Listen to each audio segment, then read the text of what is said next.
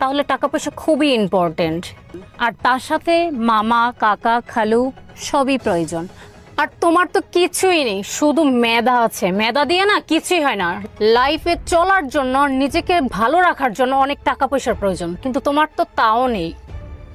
ঠিকই বলছো তুমি, কোনো রকম খেয়ে পরে বেঁচে আছি আর কি। আচ্ছা যাই হোক, তুমি যে ভালো আছো সেটা দেখে অনেক ভালো লাগতেছে আমার।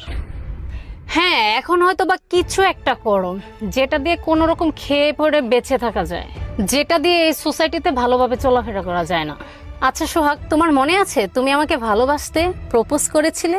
আর তুমি তো আমাকে বলেছিলে তুমি আমাকে বিয়ে করতে চাও। ভাগ্যিস তোমাকে আমি না করে দিয়েছিলাম। আর আমি যদি তোমার কথায় রাজি হয়ে তোমাকে বিয়ে করে ফেলতাম, তাহলে যে আমার কি হতো ওপরালাই জানে। আমার অবস্থা তাহলে তোমার মতোই হইতো। ভাগ্যিস আমি ওইদিন না করে দিয়েছিলাম, হয়তোবা তোমার মতো কোনো রকম খেয়ে পড়ে বেঁচে থাকতে হতো আমার। আচ্ছা যাই হোক,